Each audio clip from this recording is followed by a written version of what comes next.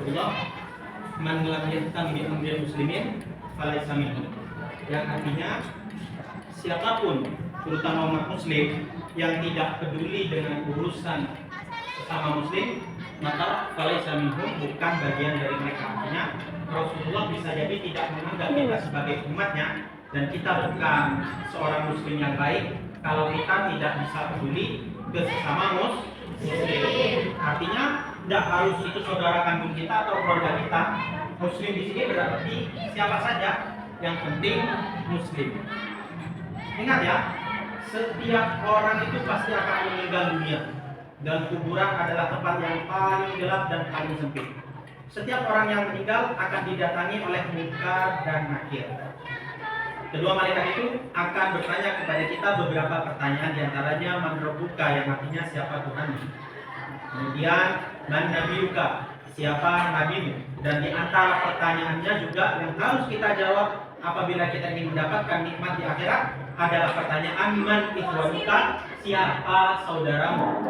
Meskipun kita sudah menghafalnya jawaban tersebut, kita tidak mungkin bisa menjawab pertanyaan man ikhwanuka. Kita tidak mungkin bisa menjawab al-muslimuna ikhwani, orang-orang muslim adalah saudaraku. Kalau semasa kita hidup di dunia, kita tidak pernah peduli terhadap mereka. Kita tidak peduli apakah mereka bahagia atau tidak, apakah mereka butuh kepada kita atau tidak, apakah mereka butuh pertolongan kita atau tidak. Kalau kita tidak peduli dengan mereka, mereka itu sekali lagi bisa berarti siapapun, saudara kita, sahabat kita, teman kita, teman sekelas kalian, atau siapapun, bisa tetangga, sekalipun orang yang tidak kita kenal. Kalau dia muslim, maka dia adalah saudara kita yang kita memiliki kewajiban untuk peduli dan membantu dirinya. Bisa dipaham? Ini tentang, jadi kalau bisa dipaham, sehat. Ustaz, kenapa kita harus peduli dengan Palestina? Pertanyaannya, kenapa kita harus peduli dengan Palestina? Selain dari apa yang sudah saya jelaskan tadi, bahwasanya mayoritas artinya di Palestina ada orang-orang yang non-muslim, dan di sana juga ada saudara kita sesama muslim. Lalu kenapa kita harus memperhatikan saudara kita yang ada di Palestina-nya? Palestina itu dikatakan sebagai tanah haram yang ketiga selain kota Madinah dan Mekah. Maka bumi Palestina juga tanah haram yang dimaksud adalah tanah yang dimuliakan oleh Allah. Artinya kalau kita itu memuliakan Ka'bah, maka kita juga harus memuliakan Palestina. Artinya kalau kita itu marah ketika Ka'bah itu akan dihancurkan, begitu juga dengan Palestina. Kemudian penjelasan yang kedua, kalau kalian sadar nih, kalau kalian ingat kisah tentang peristiwa Isra dan Mi'rajnya Rasulullah. Isra dan Mi'raj itu bukan suatu tragedi. Artinya Isra dan Mi'raj sebuah tragedi, bukan. Isra itu adalah mukjizat sendiri, Mi'raj itu adalah mukjizat sendiri. Oleh karena itu, yang berkaitan dengan Isra Allah abadikan dalam surat Al-Isra. Sedangkan yang berkaitan dengan Mi'raj Allah abadikan di surat lain, surat An-Najm. Kalau memang Mi'raj itu adalah tujuannya untuk menghibur Rasulullah setelah tragedi Amrul Husni, yang dikenal dengan tahun kesedihan, di mana Rasulullah kehilangan dua orang yang paling disayang, sekaligus dua orang yang paling membela Rasulullah, yaitu paman Rasulullah, Sayyidina Abu Thalib, kemudian istri beliau, Sayyidatuna Khadijah Kubra, sehingga Rasulullah larut dalam kesedihan dalam 1 tahun penuh hidup, maka dikenal dengan Amrul Husni. Kemudian untuk menghibur Rasulullah SAW, maka ada peristiwa Isra dan Mi'raj, dan kemudian Allah memberikan hadiah berupa sholat. Nah, artinya andai kata tanpa Isra langsung Mi'raj pun dari Makkah menuju Sidratul Muntaha, menuju langit ketujuh, bertemu dengan zat Allah itu bisa. Lantas kenapa masih ada Isra? Dan kemana tujuan Isra? Adalah ke Palestina.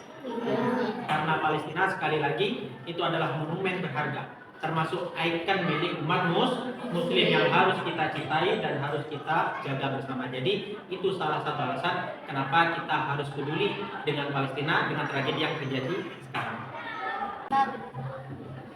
Kenapa kita peduli dengan yang jauh, sedangkan negara kita yang dekat juga butuh perhatian kita? Banyak juga yang bertanya berkaitan dengan bantuan sosial, kepedulian kemanusiaan ini. Banyak di sosial media yang bertanya, kenapa sih kita harus membantu yang jauh kalau negara kita sendiri juga masih butuh kepada kita. Jadi begini, soal kemanusiaan dan membantu itu tidak terbatas oleh jarak. Artinya siapapun, baik yang dekat maupun yang jauh. Tapi kita sebagai manusia, kita mengenal prioritas. Artinya mana yang harus kita dahulukan. Kenapa kita dahulukan yang jauh yang ada di Palestina? Kalau Indonesia, saudara kita setanah air juga membutuhkan. Jadi jawabannya seperti ini. Prioritas. Artinya andai kata saya kasih contoh yang logika dulu biar kalian lebih mudah Pak. Andai saya punya satu nasi bungkus, cuman punya satu. Kemudian saya punya keluarga dekat yang satu rumah dengan saya. Dia sudah makan pagi, dia sudah makan siang, malam belum makan. Artinya dia lapar karena malam belum makan. Kemudian saya punya saudara jauh sekali dari saya, mungkin jarak 1 kilo, dan dia belum makan seharian atau bahkan 2 hari belum makan. Dan saya cuma punya satu bungkus nasi. Kira-kira mana yang saya dahulukan? Apakah harus yang dekat? Tidak kan? Artinya kita dahulukan secara prioritas. Kalau saya kasih ke yang dekat, dia cuma ada makan malam saja. Artinya andai kata dia ada makan, tidak dapat satu bungkus ini, dia tetap bisa hidup kok, paling cuma lapar. Tapi kalau saya tidak kasihkan ke yang jauh sana, dia sudah sehari loh tidak makan, bisa-bisa sakit. Atau mungkin dia 2 hari loh sudah ada makan, bisa-bisa dia nanti kena penyakit. Dan itu membahayakan kepada nyawanya. Artinya bukan soal jarak mana yang dekat dan yang jauh, tapi mana yang lebih butuh. Sekarang saya tanya kepada kalian, oke, mungkin saudara kita setanah air memiliki banyak problem, diantaranya mungkin berkaitan dengan lapangan pekerjaan. Tapi kan hal itu tidak berkaitan dengan nyawa. Kenapa sih orang-orang Indonesia? Apakah nyawa mereka terancam? Tidak kan? Mungkin mereka hanya kurang pekerjaan. Artinya mereka punya pekerjaan. Yang tidak punya pun saya yakin mereka masih punya kok rumah. Yang tidak punya pun sekali lagi saya yakin mereka masih bisa hidup. Nyawa mereka tidak terancam. Oleh karena itu, artinya bukan berarti kita tidak peduli dengan yang dekat. Kita peduli ke semuanya. Masalahnya kalau saya cuma punya satu nasi bungkus, kita dahulukan mana yang lebih butuh. Kalau saya punya 2 ya saya kasih 2-duanya. Artinya kalian jangan salah paham. Kalian yang bisa membantu yang jauh dan yang dekat, bantu 2-duanya. Tapi kalian yang terbatas dengan harta kalian, tenaga kalian terbatas, maka kalian prioritaskan mana yang lebih butuh. Bisa dipaham kiranya? Ustaz, jika Palestina merdeka, apakah benar kiamat akan segera terjadi? Jadi banyak juga isu-isu yang sampai ke saudara-saudara kita, ke kita semua, kalau kemerdekaan Palestina itu menjadi salah satu tanda kiamat. Mereka berpikir kalau Palestina merdeka maka kiamat akan terjadi, sehingga banyak yang bimbang. Gimana ya Ustaz? Saya ingin doakan, saya kasihan, tapi di satu sisi saya takut nanti kiamat terjadi kalau mereka merdeka. Maka jawabannya, pertanyaan tadi, apakah benar kalau Palestina merdeka itu akan terjadi kiamat? Tidak bisa saya bilang benar, tapi juga tidak bisa saya bilang salah. Karena yang tahu kapan kiamat itu benar-benar terjadi hanya Allah. Bahkan di dalam hadis terakhir, hadis kedua, Rasulullah menyatakan dengan tegas ketika ditanya oleh malaikat Jibril mata sa'ah. Beliau menjawab, bal mas'ul bi'a'lam min as-sa'il. Artinya tidak ada yang tahu. Yang tahu hanya Allah Subhanahu wa ta'ala. Oleh karena itu Allah berfirman di dalam Al-Qur'an, ila rabbika muntahaha. Urusan kiamat mentok hanya Allah yang tahu. Andai kita katakan, okelah ada hadis yang mengatakan bahwasannya kemerdekaan Palestina itu salah satu tanda kiamat. Tetap bukan berarti kalau merdeka akhirnya kiamat. Enggak. Hari ini merdeka belum tentu besok kiamat. Bukan minggu depan, bukan bulan depan, bahkan bukan tahun depan. Kita tetap tidak tahu. Dan itu kewajiban kita, sekali lagi sesuai dengan sabda Rasulullah. Bukti kalau kita itu bagian daripada umat dan agama Islam, bukti kalau kita bagian daripada mereka adalah kepedulian kita. Artinya kewajiban kita adalah peduli dan mendoakan mereka. Kita doakan atau tidak, Palestina merdeka atau tidak, kiamat akan tetap terjadi dan Palestina akan tetap merdeka tanpa doa kita. Jadi yang terjadi kepada saudara kita di Palestina itu bukan sekedar cobaan untuk mereka, tapi juga cobaan untuk kita. Artinya Allah melihat akan berdiri di barisan manakah kita? Akankah kita berdiri di barisan orang-orang yang peduli kepada saudaranya atau orang-orang yang mengabaikan? Ingat, dulu tragedi yang serupa artinya tidak sekejam sekarang, Tapi pembantaian anak-anak dulu pernah terjadi di zaman Nabi Musa oleh Fir'aun. Ketika Fir'aun mendapat kabar bahwasannya orang yang akan melengsarkan jabatannya adalah bayi yang lahir pada tahun itu, maka Fir'aun membunuh seluruh bayi. Dan Fir'aun memiliki orang yang membantu. Maka sama seperti tragedi waktu itu, sekarang kita sedang diuji. Apakah kita berdiri di belakang Fir'aun zaman sekarang, ataukah kita berdiri di belakang orang-orang yang membela dan menentang perbuatan yang dihadapi? Pilihannya cuma itu saja. Jadi sekali lagi, cobaan ini bukan hanya untuk saudara kita di Palestina, tapi ujian juga untuk kita. Allah pengen melihat berdiri di manakah kita. Jadi jangan takut untuk mendoakan mereka kalau alasannya hanya kiamat. Karena dengan atau tanpa doa kita, mereka akan tetap merdeka. Dengan atau tanpa doa kita, kiamat tetap akan terjadi. Jadi pertanyaannya hanya kalian berdiri di pihak mana. Bisa dipaham? Ustaz, apa kegunaan atau manfaat dari kunut nazilah? Jadi kalau pertanyaannya hanya apa kegunaan kunut nazilah, maka kunut nazilah itu sesuai dengan namanya nazilah. Dari bahasa Arab artinya turun. Yang dimaksud adalah bala atau cobaan yang sedang Allah turunkan. Jadi gunanya kita membaca kunut nazilah agar Allah cepat mengangkat cobaan atau bala tersebut. Dan bagi kita yang peduli seperti pada saat ini, kita membacanya untuk saudara kita. Jadi agar mereka mendapatkan kemenangan, agar cobaan mereka cepat diangkat oleh Allah. Nah, itulah gunanya untuk mereka. Sedangkan untuk kita tetap kembali ke tadi. Doa adalah bagian daripada kepedulian. Jadi doa itu adalah bentuk kepedulian. Sebagaimana Rasulullah pernah bersabda, "Ad-du'a silahul mu'min." Doa adalah senjata pamungkas umat muslim. Jadi kalau kita tidak bisa membantu dengan tenaga, atau seperti kalian bahkan dengan harta pun masih belum bisa, maka minimal bantulah dengan doa. Sepelit-pelitnya orang, semalas-malasnya orang, setiap orang pasti bisa berdoa. Bahkan orang bisu pun masih bisa berdoa dengan hati. Maka ingat ya, bahwasanya doa itu adalah silahul mu'min, senjata terakhir, senjata pamungkas, tameng milik kita. Jadi kalau kita rajin berdoa, bukan hanya untuk mereka, kita doakan untuk semua, diri kita, keluarga kita, mereka.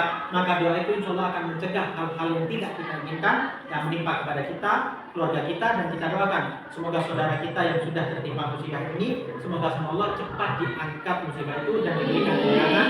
Amin ya rabbal Alamin. Bagaimana cara membaca doa kunut nazilah? Nah, sekarang caranya, bagaimanakah cara membaca doa kunut nazilah? Jadi kunut nazilah itu adalah kunut atau doa yang dianjurkan oleh Rasulullah dibaca setiap sholat, baik sunnah maupun fardu. Minimal kalian baca di setiap sholat fardu. Kapan dibacanya? Di sholat di rakaat terakhir. Jadi waktu pembacanya sama seperti sholat subuh. Karena subuh cuma 2 rakaat, maka kunut di waktu subuh dibaca di rakaat kedua. Tapi kalau yang 3 rakaat seperti maghrib, maka dibaca di rakaat ketiga. Dan yang 4 rakaat seperti zuhur, asar, dan isya, maka dibacanya di rakaat keempat.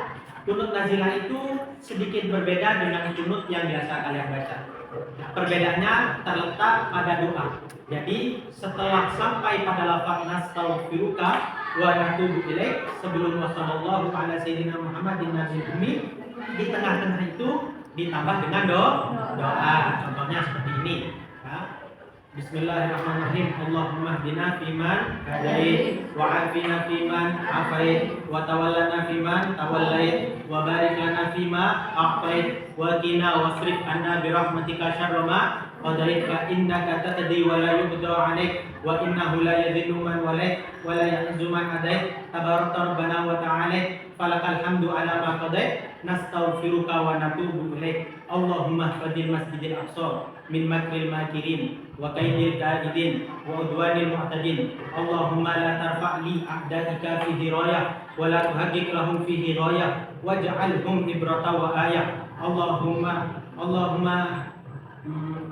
la taj'al sya'nahum fi sifal wa amrahum fil wabal wa kaidahum fi dalal. Allahumma farrij jam'ahum wa syattid samlahum waj'alhum fi khalal wa fasal. Allahumma rfa' annal ghala wal waba wa sa'iral bala min biladil Palestina khassah ومن بلدان المسلمين عامة يا رب العالمين. اللهم ادفع عنا شر الطاغين والباغين والظالمين والكفرة والمشركين واليهود والمنافقين بما شئت وكيف شئت عاجلا غير عاجل، وأنزل عليهم بأسك الذي لا ترد عن القوم المجرمين. اللهم انصر المسلمين في فلسطين وانصر المسلمين في كل مكان. اللهم انصر أمة سيدنا محمد واجبر أمة سيدنا محمد وارحم أمة سيدنا محمد وفرج أمة سيدنا محمد بحق سيدنا محمد وقنا وإياهم من شر الدنيا والدين إنك على كل شيء قدير. وصلى الله على سيدنا محمد النبي الأمي وعلى آله وصحبه وبارك وسلم والحمد لله رب العالمين. Jadi itu contoh bacaannya. Kalau tidak hafal, maka boleh dicatat. Atau kalau yang punya HP yang kalian di rumah bukan di pondok, kalian bisa searching, googling, kalian simpan, ya. Kemudian bisa kalian simpan di kantong, taruh di meja seperti ini boleh. Caranya ketika di rakaat terakhir setelah ruku itidah ya, sami'allahu liman hamidah. Nah, kemudian kalian baca Allahumma hadina fiman hadait wa afina seperti tadi, kemudian kalian baca. Setelah selesai kalian taruh, kemudian kalian sujud. Atau bisa dikantongin. Jadi kalau hafal sami'allahu liman hamidah, kalian keluarkan, karena ini tidak lebih dari 3 gerakan, 1, 2 saja. Kalau jari tidak dihitung, terus kalian cari, mungkin disimpan di WA, mungkin di catatan, mungkin bisa kalian lihat, kemudian kalian baca. Atau kalau mau lebih praktis, biasanya di rumah-rumah kalian atau di kamar kalian, tempat kalian biasanya sholat, kalian bikin, kemudian kalian tempelkan di depan. Jadi ketika tidak, kalian tinggal baca sampai selesai. Jadi caranya seperti itu. Atau kalau mau lebih simpel lagi, kalian kan sudah hafal nih. Doa kunutnya kan pasti sudah hafal, tinggal doanya saja nggak hafal. Jadi sampai pada lafaz tadi, nastaghfiruka wa natubu ilaik, kalian diam. Kalian baca doa di hati kalian. Selama tidak dilafazkan, maka itu tidak membatalkan sholat. Kalian boleh baca di dalam hati kalian, pakai bahasa kalian masing-masing, Indonesia boleh, atau pakai bahasa Jawa boleh, Madura boleh, yang Melayu juga boleh, bebas. Kalian baca, ya Allah, berikanlah kemerdekaan kepada saudara kami yang ada di Palestina. Maka berilah hidayah kepada musuh-musuhnya. Kalau mereka masih bisa menerima hidayah, kalau tidak, maka berikanlah kelemahan pada mereka, berikanlah kekalahan, ya, agar mereka pergi dari tanah Palestina dan seterusnya. Kalian boleh doa seperti itu di dalam hati kalian. Setelah selesai, baru kalian sambung wasallallahu sampai terakhir. Jadi itu cara-caranya, ada berbagai cara. Atau minimal juga setelah salam, ya, setelah assalamualaikum warahmatullahi. Assalamualaikum warahmatullahi. Jangan lupa setelah baca wirid, ya, baca zikir, kalian sisipkan doa untuk mereka. Yang penting ayo kita bersama-sama doakan mereka, karena doa kita pasti didengar oleh Allah. Itu bermanfaat untuk mereka dan juga bermanfaat untuk kita. Sebagai bukti kalau kita adalah umat Rasulullah, umat Muslim yang memiliki kepedulian. Ustadz, apakah boleh membaca kunut nazilah di luar sholat? Seperti yang saya bilang tadi, doa itu bisa dilakukan kapan saja dan oleh siapa saja. Soal Palestina ini adalah soal kemanusiaan, bukan lagi soal agama. Karena yang menjadi korban bukan hanya mereka yang ikut berperang, bukan hanya mereka orang dewasa, bahkan wanita, bahkan orang tua, bahkan yang lebih parah dari itu adalah anak-anak. Dan yang hancur adalah fasilitas umum, bukan hanya markas-markas tentara, tapi juga sudah rumah-rumah warga, sekolah-sekolah, bahkan rumah sakit. Artinya kunut nazilah itu boleh dibaca, diniatkan sebagai doa di luar sholat, atau dengan doa apapun dipersilahkan. Yang penting kita berdoa. Sekali lagi, ayo kita doakan sebagai bentuk kepedulian dan kemanusiaan kita kepada saudara kita sesama muslim dan sesama manusia. Karena Palestina, sekali lagi, bukan lagi soal agama, tapi soal manusia. Untuk peduli dengan mereka tidak butuh menjadi seorang muslim, cukup menjadi seorang manusia. Ustaz, apa itu boykot dan apa pengaruhnya? Secara singkat, boykot itu artinya tidak membeli produk tertentu. Kita tidak menggunakan apapun yang menjadi milik mereka yang bisa memberikan manfaat untuk mereka. Jadi manfaatnya hanya untuk mereka, tidak ada manfaat untuk muslim. Sehingga apa pengaruh dari boykot seperti yang sekarang dilakukan marak oleh banyak orang di berbagai negeri, terutama di Indonesia ini? Maka pengaruhnya adalah turunnya keuangan mereka. Ketika kita tidak membeli produk-produk milik mereka, maka mereka tidak memiliki pemasukan. Kalau mereka tidak memiliki pemasukan, maka mereka tidak bisa membuat atau membeli peralatan-peralatan atau apapun yang bisa digunakan untuk mempersenjatai para Zionis itu. Artinya gerakan boikot ini sangat-sangat penting. Dan ingat, boikot itu bukan berarti mengharamkan. Boikot itu hanya tidak menggunakan produk atau tidak menggunakan apapun yang bisa menguntungkan mereka dan tidak menguntungkan kita umat muslim. Bisa dipaham? Ustaz, ketika kita sudah terlanjur membeli produk Israel, apakah kita harus membuangnya? Seperti yang sudah saya jelaskan sebelumnya, boikot itu bukan berarti mengharamkan. Artinya, andai kata kita sudah terlanjur membeli produk milik mereka, ya, artinya bukan produk milik Israel, tapi produk yang hasilnya, keuntungannya itu digunakan untuk membantu mereka.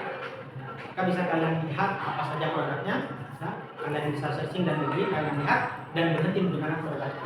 Kita kembali ke topik pertanyaan. Boikot bukan berarti mengharamkan. Artinya kalau kita sudah terlanjur membeli, bukan berarti ini haram untuk kita konsumsi kalau itu berupa makanan atau minuman. Dan kalau itu berupa produk seperti sampo, mungkinnya kalian sudah terlanjur beli sebotol besar, bukan berarti kita buang. Ya tidak masalah, kita tetap menggunakannya karena itu bukan mengharamkan. Toh dibuang pun itu tidak berpengaruh dengan keuangan mereka karena sudah terlanjur kita bayar. Sehingga ya kita manfaatkan saja. Nah, jadi kalau kalian sudah terlanjur membeli produk mereka, maka tidak apa-apa kita manfaatkan. Tapi nanti kalau sudah habis, jangan beli lagi.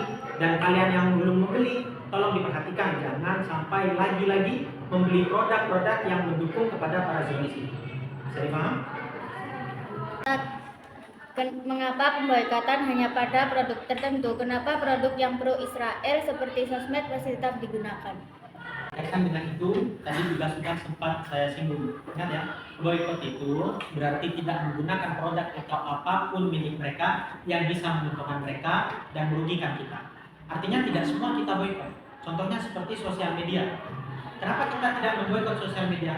Karena sosial media ini bermanfaat untuk kita. Anda yang menguasai sosial media dan berita itu hanya mereka, maka akan banyak sekali masyarakat, bukan hanya muslim tapi non-muslim, yang tidak tahu kebenarannya. Lihat sekarang banyak sekali masyarakat yang bahkan ketika pemerintahnya pro dengan para Zionis, tapi para masyarakatnya enggan untuk mengikuti pemerintahnya karena mereka tahu dari media, dari berita. Sehingga kita yang bisa menyuarakan suara kita di media, kita bantu. Nah, selain dengan tadi harta, doa kita bantu juga dengan media. Oleh karena itu, salah seorang tokoh yaitu Profesor Habib Abdullah bin Muhammad Baharun, Rektor Universitas Al-Azhar, beliau mengatakan, ayo kita manfaatkan media kita berjuang dan berjihad melalui media kita dengan tujuan semoga Allah menghapus dosa-dosa yang pernah mampir lewat sosial media kita hapus dengan cara kita bantu. Baik yang muslim maupun non-muslim itu kita bersama-sama menyuarakan demi nama kemanusiaan. Jadi sekali lagi, boikot itu bukan berarti semuanya tidak kita gunakan. Kita tidak menggunakan hanya produk ya, dan produk-produk tertentu yang hanya menguntungkan mereka dan tidak menguntungkan kita. Artinya, andai kata ada pertanyaan yang lain yang mengatakan, jangan munafik dong. Kalau kalian mau boikot semua. Tidak seperti itu. Dalam Islam, terutama kita muslim, kita itu mengenal sebuah kaidah yang la yudraku kullu, la yudraku kullu. Artinya, yang tidak bisa kita lakukan semua, bukan berarti kita tinggalkan. Kita lakukan yang bisa kita lakukan, kita tinggalkan maksiat yang bisa kita tinggalkan. Jadi sebisa kita. Sama halnya kalau kalian mengatakan, jangan munafik, kalau gitu tinggalkan semua, jangan pakai sosial media. Lalu bagaimana kabar orang-orang yang terlanjur bisa bahasa Inggris? Terus mereka melupakan ilmu mereka itu. Terus mereka suruh pura-pura bodoh atau amnesia. Gimana caranya? Jadi sekali lagi jangan salah paham. Boikot itu bukan berarti seluruh secara universal, semuanya enggak. Tapi kita hanya boikot produk yang hanya menguntungkan mereka, tapi tidak menguntungkan kita. Sedangkan sosial media ini bisa menjadi senjata untuk kita, justru untuk melawan mereka. Seperti sekarang, mereka sudah dilawan oleh banyak sekali suara berkat media sosial. Ibarat kata nih, kalau saya kasih contoh yang logis, kalau kita para mujahid berperang di lapangan, di medan perang, kemudian kita berhasil menembak mundur lawan kita, maka kita berhasil menguasai mungkin tempat mereka, markas mereka. Di situ ada pangan, kita ambil pangan itu, bukan berarti kita buang. Mana yang bisa kita manfaatkan meskipun itu musuh, kita manfaatkan. kan kita ambil panah, mungkin bisa kita konsumsi atau kita bagikan kepada yang butuh. Mungkin di situ ada senjata-senjata, peluru-peluru yang bisa kita ambil untuk melawan musuh-musuh kita. Sama halnya dengan sosial media. Kemudian terakhir saya tutup penjelasan ini, ya jangan lupa tidak ada satu sosial media pun yang bisa tercipta kecuali dengan ilmu algoritma, dan algoritma itu adalah suatu ilmu yang diambil dari penemunya yang bernama Al-Khawarizmi. Maka berubahlah menjadi algoritma, dan Al-Khawarizmi adalah saintis muslim. Artinya kemajuan teknologi manapun, sosial media manapun, semuanya tidak lepas dari jasa muslim. Bisa dipaham? Ustadz, bagaimana kita menyikapi orang-orang di sekitar kita yang masih menggunakan produk Israel? Yang harus kita lakukan, bagaimana respon kita terhadap orang-orang yang di sekitar kita yang masih menggunakan produk-produk milik Israel atau yang pro kepada Israel. Jadi gini, sebagaimana Allah sudah mengingatkan di dalam Al-Quran, wa ma'alaina illal balaghul mubin, innaka lan tahdi man ahbabta walakinnallahu yahdi man yasha. Artinya kewajiban kita itu hanya menyampaikan, bukan merubah. Kita tidak bisa merubah orang. Bahkan kata Allah, wahai Rasulullah, engkau pun tidak bisa merubah seseorang karena hidayah murni hanya milik Allah. Kewajiban Rasulullah dan kewajiban kita itu hanya menyampaikan. Dan menyampaikan pun hanya kepada orang yang menurut kita mampu menyampaikannya. Keluarga kita, teman kita, sahabat kita, atau siapapun yang menurut kita, saya bisa kok menasihati dia. Tapi kalau kita nggak bisa menasihati orang-orang tertentu, maka tidak perlu. Bahkan saya pun secara pribadi, saya hanya menasihati orang-orang yang menurut saya akan mendengarkan saya. Seperti kalian contohnya, keluarga saya, teman-teman saya.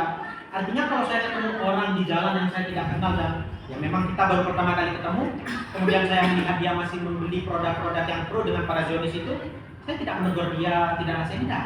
Karena saya merasa saya belum mampu, saya belum bisa untuk tiba-tiba menegur seseorang yang belum saya kenal. Saya belum bisa sampai ke sana. Jadi saya hanya bisa mengingatkan, begitupun juga kalian pun hanya bisa mengingatkan orang-orang yang menurut kalian ya bisa kalian ingatkan, yang kalian enak untuk mengingatkannya. Teman, saudara, keluarga atau siapapun itu, sekali lagi kembali ke masing-masing kita. Siapapun yang menurut kita saya bisa menasihati dia, nasihati dia, bukan merubah. Merubah itu urusan Allah. Kewajiban kita hanya menasihati dan bukan semua orang. Kalau bisa semua itu bagus, tapi andai kata tidak bisa, sesuai dengan tadi yang sudah saya sampaikan, ma la yudraku kullu la yudraku kullu, maka lakukan sebisa kita, nasihati pun sebisa kita.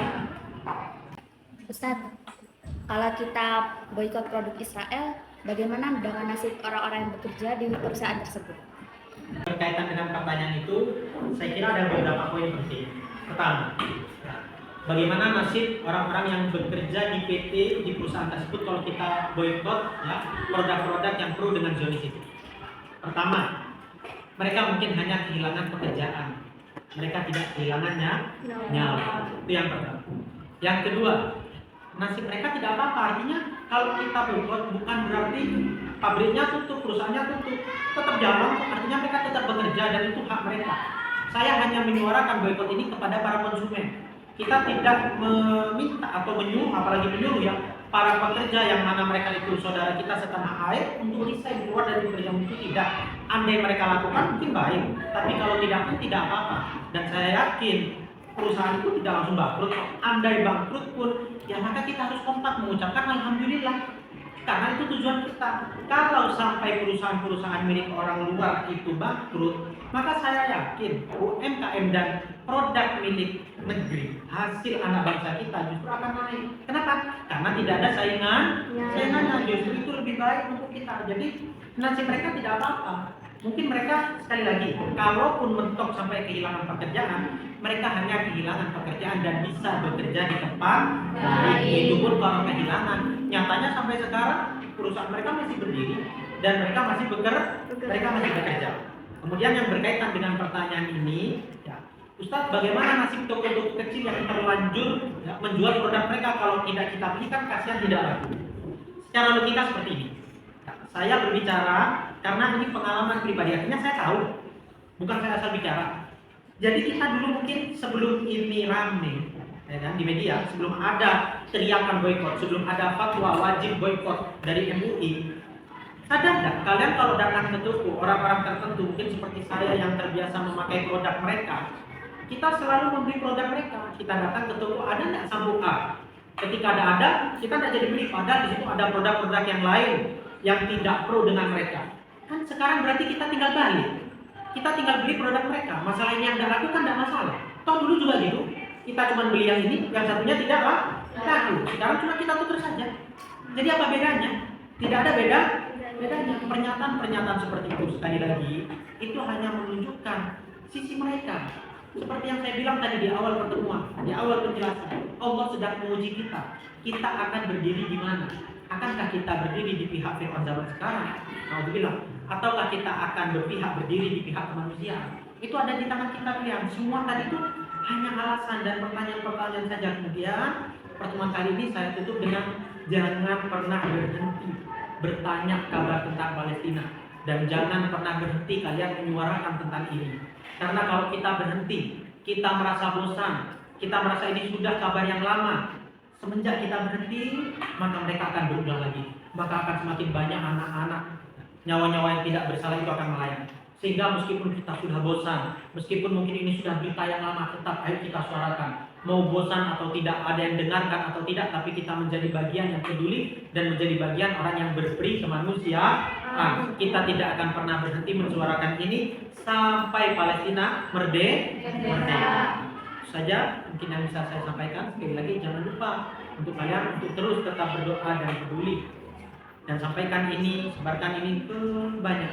Mandalla ala khairin, kata Rasulullah, falahu ajru mithlu ajri fa'ilihi. Mandalla ala khairin falahu ajru mithlu ajri fa'ilihi, kata Rasulullah, yang artinya barang siapa yang menjadi sebab orang lain berbuat baik, kita sebarkan, kita kasih tahu ke yang lain, maka kita dapat pahala darinya. Kalau satu orang tahu karena kita dapat pahala 2. 1 pahala kita menyebarkan, 2 pahala orang yang tahu. Kalau 3, kalau 4 dan seterusnya. Oleh karena itu sebarkan kebaikan ini untuk kita bersama. Saja yang bisa saya sampaikan. Kurang lebihnya mohon maaf. Assalamualaikum warahmatullahi wabarakatuh.